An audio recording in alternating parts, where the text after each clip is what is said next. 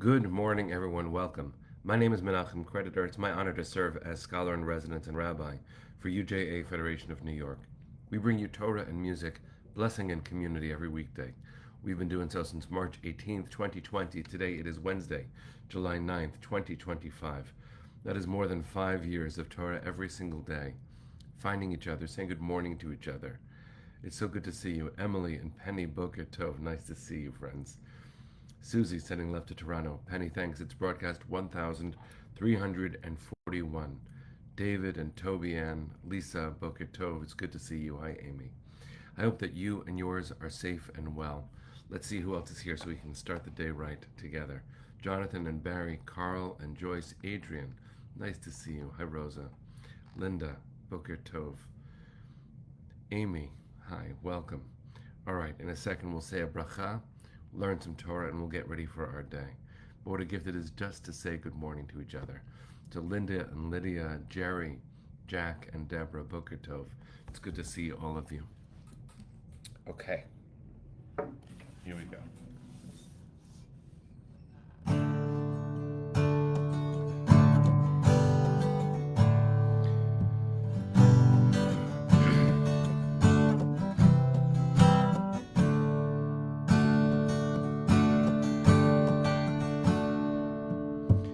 Ya la la la la.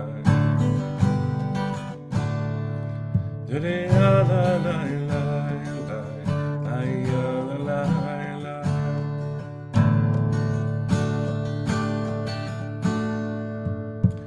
Baruch atah Adonai Eloheinu melech haolam.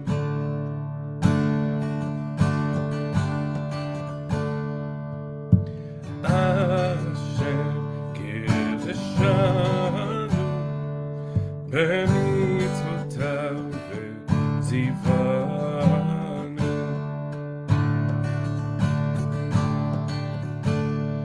la'asok b'divrei Torah, la'asok b'divrei Torah. Hafoch ba ve'hafoch ba la'asok b'divrei Torah. Today la la la la. Today la la la la la. Ay, la la la.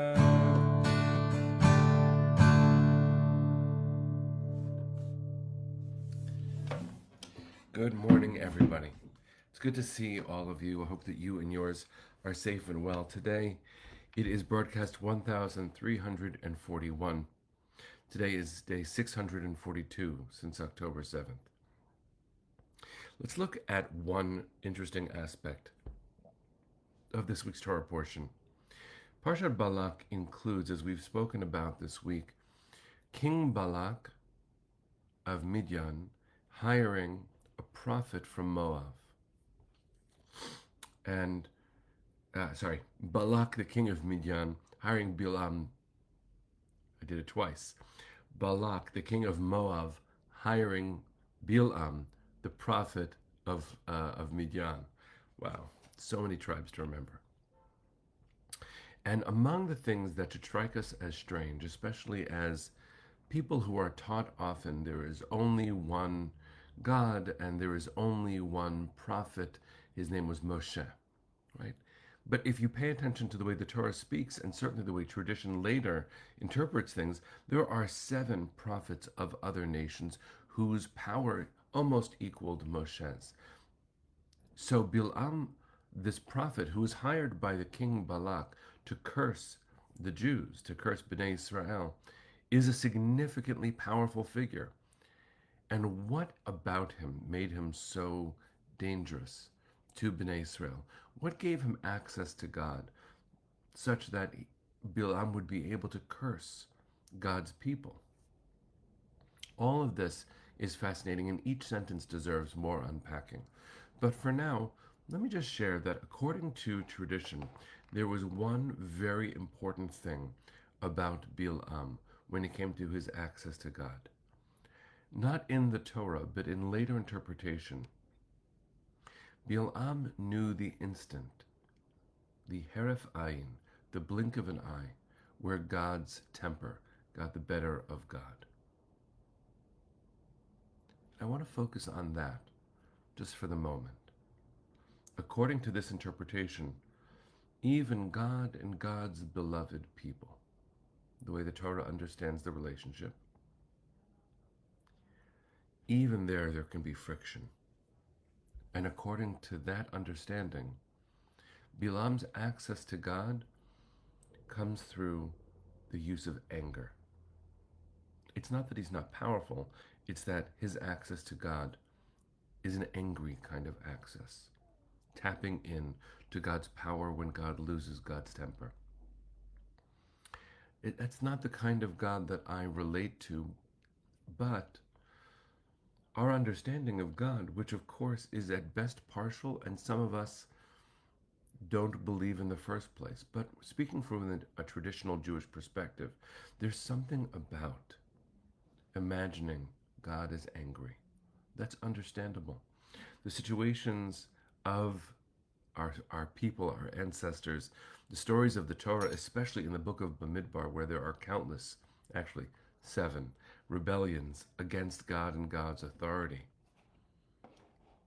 It's understandable that God would lose God's temper. But there's a moment in this parsha that isn't about God's temper, but about anger. And it isn't about Bilam either, because if you remember, the king Balak hires the prophet Bilam to curse the Jewish people. And Bilam is unable. What he tries to offer as a curse, knowing that he won't be able to say anything God doesn't want him to say, he just can't do it. And he tells Bilam that he wasn't able to do it. I did it again. Bilam the prophet tells Balak that he wasn't able to do it. And Balak, the king of Moab, does something physical. He does this. He claps his hands. Now, that's not in the text in the way that we're going to use it. But in the text, it does say that Balak, in anger, clapped his hands. Frustration. It's, if you want to look it up, it's in Numbers chapter 24, verse 10. And the comment I'm about to read is by Rabbi Mordy Schwartz, who's a professor at JTS in New York. It's a wonderful read because he connects it to the prohibition. It's a customary prohibition of clapping on Shabbat. You might have seen this in some shuls. It's a strange thing when, let's say, a bat mitzvah or a bar mitzvah, or someone gives a beautiful Dvar Torah, or reads the Torah reading, or reads Haftorah. People who are uninitiated with traditional Jewish ritual often are so moved that they clap. And sometimes the community for whom the norm is not to clap when a ritual is being performed kind of like doesn't know what to do with themselves. But the tradition against clapping on Shabbat is not based on the question of performance. The prohibition about clapping on Shabbat is actually based in the anger that King Balak shows. So listen to this beautiful teaching by Rabbi Mordy Schwartz.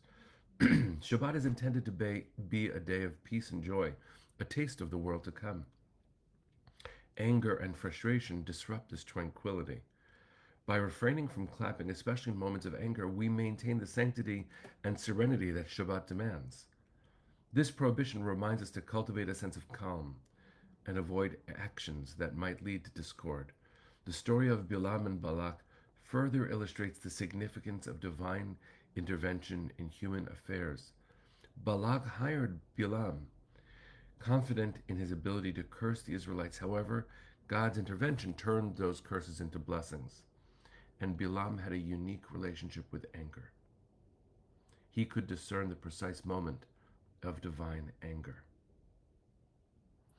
And what's really beautiful about that is that Shabbat, our regular, precious Shabbat, is about maintaining calm, re-regulating ourselves, a reset of our souls. And the opposite of that is not suddenly not powerful. In fact, the opposite of that can be quite powerful. A dysregulated soul has a severe impact on the world. But if we, well, clapping is a physical action in the text, but if we pour out anger, we disrupt what could be the natural order of the universe. It's a mindfulness practice to not clap. Now, it's not that clapping is inherently angry or destructive, but as an expression of anger, it creates a ripple all around. It's not that clapping can't also convey joy. When someone makes a very funny joke, I often find myself clapping just out of delight. But what an interesting teaching it is for us to consider. That Bilam the prophet has access to God by knowing God's anger moment. And then the king Balak, who wants the curse to happen, is so frustrated that he just claps out of frustration. And that Jewish tradition lifts this up and suggests that clapping in anger is a violation of what Shabbat represents. One of the most precious things we have in our traditional liturgy, in our davening, in our prayer life about anger is God's prayer on the high holidays that God's mercy should overpower God's anger. It means that the God that we think about, believe in, partner with to create a better world, the God that is in Jewish tradition's language, is self-aware enough to say, the anger in me is a destructive force. May I regulate myself, says God. And then we bless God to get up from the seat of judgment and move to the seat of mercy. What a powerful thing it is to see the power of anger in this week's Parsha and how its opposite is the gift of Shabbat. May we clap in delight often, friends. May we be forgiving of ourselves and others in moments of frustration.